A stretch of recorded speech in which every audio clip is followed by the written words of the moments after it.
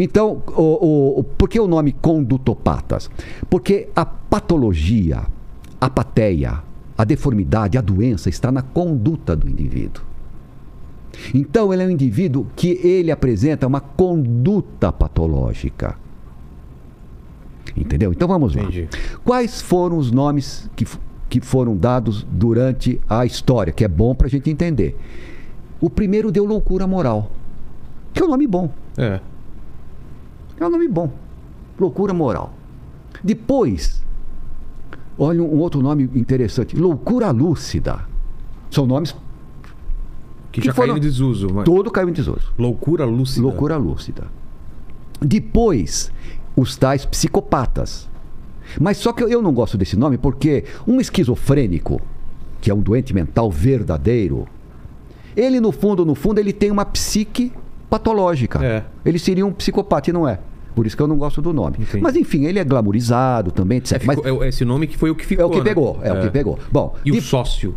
o sociopata é outro sinônimo. É. Porque ele, na verdade, a apatia dele é na sociedade. Entendi.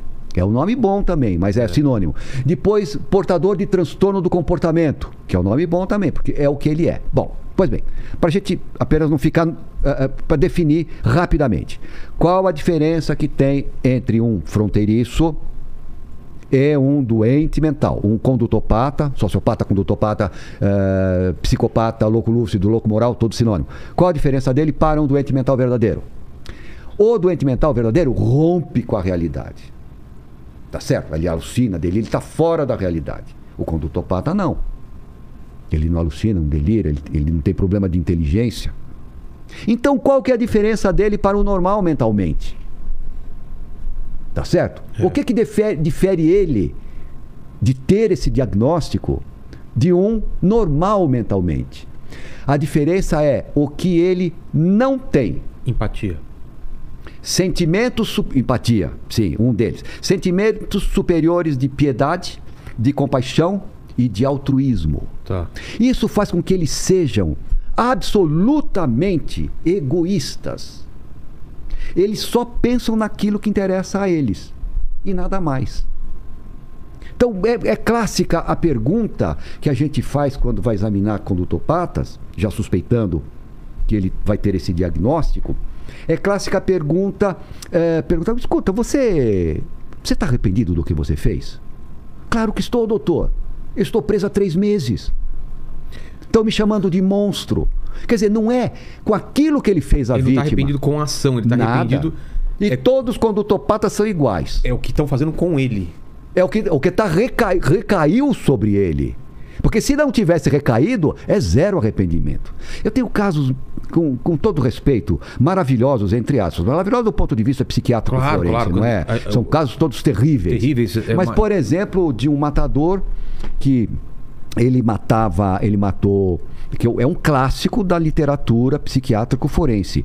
Ele era prostituto e ele fazia ponto, foi pego com uma pessoa, que foi para casa dessa pessoa, tomaram uns drinks e ele matou. Matou sempre, ele tem 13 homicídios, é um assassino serial. Sempre nesse sempre processo. No mesmo padrão, na mesma coisa. Aí eu pedi para ele, falei, escuta, você pode me fazer, eu gosto muito disso, você pode me fazer escrever uma carta com seus sentimentos, porque aí ele vai ter tempo para refletir, tempo para pensar, eu também vou estudar o que ele está colocando, etc. Eu gosto disso. Tenho até uma pequena coleção de carta de doentes mentais, esses condutopatas, etc. Mas ele tem nesta carta, é impressionante. Ele diz que ele não tem culpa do crime que ele praticou. Ele fala assim, por que ele me convidou para tomar um drink? Se eu não tivesse convidado para tomar um drink, não teria morrido. Quer dizer, ele ainda culpa a vítima. Mas isso é relativamente comum. Essa moça glamourizada, que teve até filme, etc., que matou pai e mãe, mancomunada com dois indivíduos. Ela, quando a psicóloga perguntou para ela se ela estava arrependida do que ela tinha feito... O que ela falou? Ela falou meio arrependida, meio. Mas você conhece alguém que se arrepende meio de ter matado o pai e a mãe? Não, claro que não. Você acha que é possível? Claro você briga com seu pai, você não vê a hora de arredondar. Com o pai, com a mãe, com uma pessoa querida. Meio. E isso ela falou ainda com uma certa... Não foi nem franqueza, porque não está zero arrependida. Né? Meio arrependida não está arrependida. Mas as respostas são clássicas. Eu tenho várias nesse sentido de absoluta ausência de sentimento superior de piedade, compaixão e altruísmo. E isso leva a uma ausência da capacidade de criticar aquilo que faz. Se eu não sei o que eu fiz, eu não tenho crítica. E pode dormir com a cabeça tranquila no travesseiro. Dorme com a cabeça tranquila no travesseiro. Outro grande matador que teve também, um matador matou a família, pai, mãe, 3 irmãos. São casos clássicos que eu estou recordando aqui. Você está arrependido do que você fez? Eu examinei ele exatamente na data, uns anos depois, na data que ele tinha matado o pai, a mãe e 3 irmãos. Exatamente no mesmo dia. Aniversário. Estava fazendo aniversário do crime. Do crime. Eu falei, fulano, você lembra? Você sabe que dia é hoje? Ah, hoje é dia tal, tal, tal, tal. Você lembra desse dia? Um dia. Eu falei, mas escuta, há tantos anos, você matou seu pai, sua mãe e 3 irmãos. Também o mesmo diagnóstico de condutopata. O que isso representa para você? Ele falou, Guido, o que representa? Está fazendo 10 anos. O ano passado foi 9, o outro foi 8, o outro foi 7. Quer dizer, nada, é zero.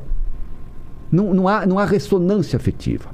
Mas isso é só isso que eles têm de diferente? Não. Mas antes da gente ir para outro assunto, e quando o indivíduo ele vai querer te falar que está arrependido só para ter um perdão ou para ter uma... Você consegue perceber? Meu amigo Vilela, veja. Você entendeu, né? Claro, não, estou muito arrependido, não queria ter matado meus pais. Meu amigo, isso, para um psiquiatra forense de formação, não precisa ter muitos anos de experiência. Sim. Com um pouquinho de experiência, com 2, 3 anos de experiência, desde que tenha um pouco de experiência, que viva. Isso aqui é impossível. Dá para perceber na hora. Além de você não aceitar, ainda você pega. Entendi. Pega e falou, para com isso, porque eu vou contar que você está me enganando, aí você vai se dar mal.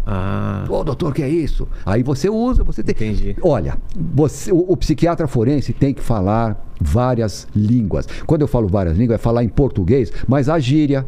Claro. As várias gírias, que são várias. Você tem uma gíria de cadeia que é diferente de uma gíria, por exemplo, de uma periferia, etc. Você tem que saber falar tudo. Eu, na minha época de manicômio, eu sabia falar, na época. Hoje não, hoje eu sou monoglota. Perdeu a...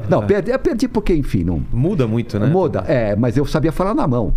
É mesmo? Falar na mão é interessante. Porque as celas individuais, quando eles ficam em celas individuais, elas têm só uma aberturinha. Então, eles põem espelhinho para ver e fala tudo na mão. Tem os sinais. Sinais que, na verdade, é uma corruptela do sinal do surdo-mudo. É mesmo? Mas é corruptela, né? Tá. Então, você tem que saber falar. E dá para falar bem. Então, todos eles falam de longe. Às vezes, na velha penitenciária do Estado e no presídio, na penitenciária feminina... No caso de detenção feminina e penitenciária do Estado, tinha uma diferença longe, mas ele falava na mão. Caramba. É interessante. São os fascínios da psiquiatria forense. Claro, você pergunta para mim, Guido, o que você gosta? Eu gosto da psicopatologia. Eu não gosto, por exemplo, do crime que foi assim assado. Não tenho. Isso Como a mente funciona. Eu vejo o crime apenas e tão somente como uma fotografia exata e em cores daquele momento. Entendi. E não dá mais para simular, porque acabou. Foi revelada já. Foi revelada. Então, se você souber ver aquela fotografia exata e em cores do comportamento, e quem manda no comportamento é o psiquismo, você vai ter dados psicológicos. Não é que você vai ter um diagnóstico, mas você tem crimes, multiplicidade de golpes, ausência de premeditação, não esconder o corpo, ferocidade na execução, foi preso ali perto, agiu sozinho, é um tipo. Entendi. Outro tipo, um só tiro, agiu junto com comparsas, escondeu o corpo, premeditou, é outro tipo. São psiquismos diferentes, que já vão te dando porque a psiquiatria, posso falar uma coisa com toda honestidade para você, a psiquiatria, ela não é difícil. É? Não. Me parece uma coisa tão absurdamente complicada. Não é. Não é. Porque ela é padrão. É como, por exemplo... É reconhecer padrões. É um trabalho de reconhecer padrões. Claro que você... Igual todas as especialidades médicas. Claro que tem horas que refoge, tem horas que complica, quadros híbridos. Mas todas as especialidades médicas, elas são iguais. Elas têm aquele determinado padrão. Claro, a experiência te leva a determinados casos que são, às vezes, sui generis, que te dão mais trabalho. Mas o geral, não. Entendi. O geral é aquilo. Mas você estava falando da falta de arrependimento. Qual outra? Você estava elencando. Bom, você tem a falta, exato, a falta de arrependimento, a ausência de sentimentos superiores de piedade, compaixão e altruísmo. E você tem também um desejo deformado. Desejo? Desejo. O que seria isso, desejo deformado? Por exemplo, eu quero matar aquele indivíduo para ver cair porque eu acho graça. Ou para ver como é um corpo. Eu gosto de ver por dentro do corpo. Ou abrir um corpo, sei lá. Ou algo nesse sentido. Sei. Ou fazer uma maldade. E atirar em animais para ver o correr, pôr fogo no animal. São desejos deformados. Entendi. E outro também, que tudo isso é um grande pacote. Né? São parafilias que chamam? Não, parafilia é ligada à parte sexual. Ah, tá. Isso é ligado a um desejo de... É um desejo deformado, de um desejo Mas sempre relacionado à morte ou não? Não obrigatoriamente. Tá. E você tem condutopatas que não são assassinos por ação, e sim por omissão, quando não assassinos, criminosos, melhor dizendo. Ele pode ver uma criança se afogando e se divertir com aquilo e não ajudar, por exemplo? Aquilo... Ou indiferente com aquilo, ele não tem ressonância afetiva com o próximo. Ou, por exemplo, pessoas que são chamadas de abúlicas. Abúlica é aquele que não tem desejo de nada. Começa uma coisa e não leva para frente, faz outra coisa e já muda. Então, eles, por exemplo, se você contratar uma pessoa dessa para ser babá, então é possível que, sabe... Tanto fez, tanto faz. Então tem vários padrões nesse sentido. Então é o desejo... Um desejo deformado. Deformado.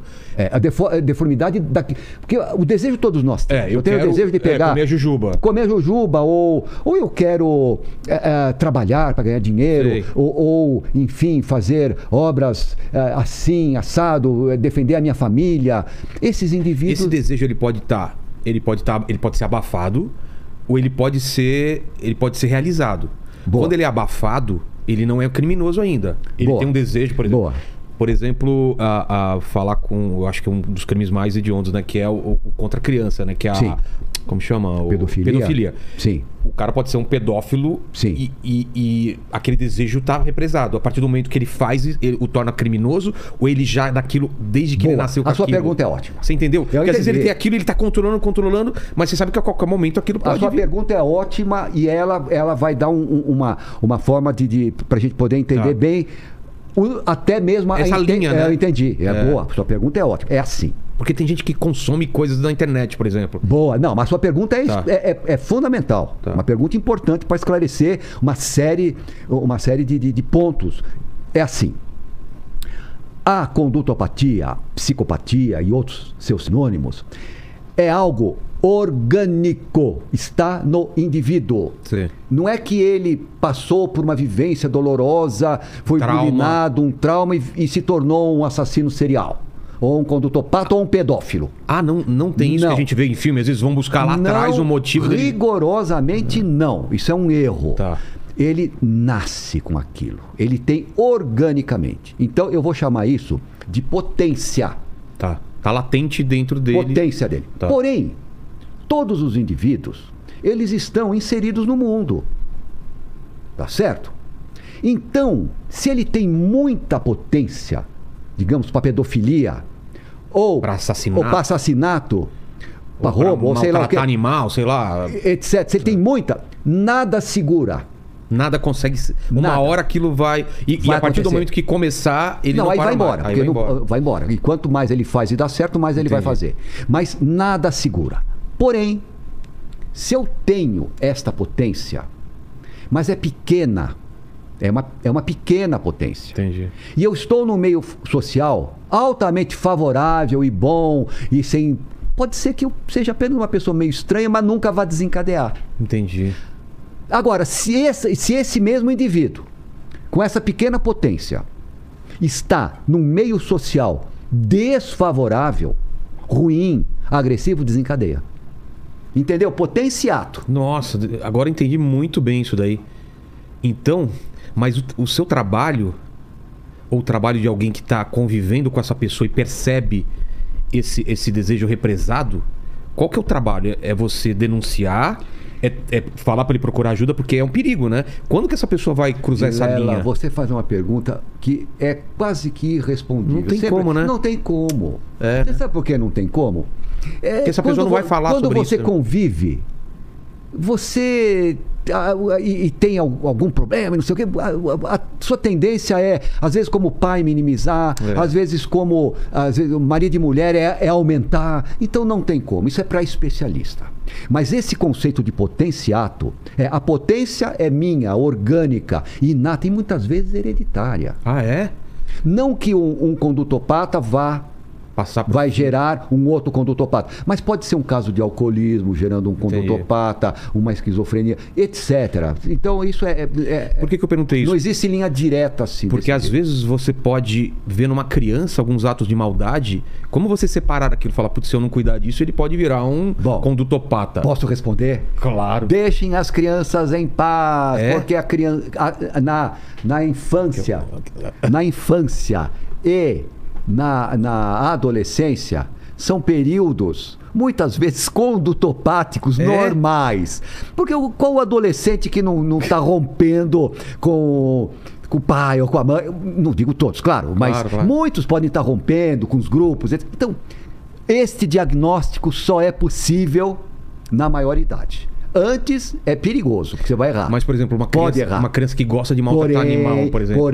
Porém, agora vem uma coisa. Porém, quando a gente examina adultos verdadeiramente condutopatas, eles sempre apresentam esses traços de deformidade na infância e na adolescência. Então vamos lá, nem todo traço condutopático, psicopático na infância e na adolescência vai dar um condutopata. Certo. Mas todo condutopata teve. Entendi. Entendeu? Então isso. Mas aí eu acho melhor deixar para especialista, deixa as crianças. O período de adolescência é assim mesmo. Eu acho que a gente não pode psiquiatrizar a vida.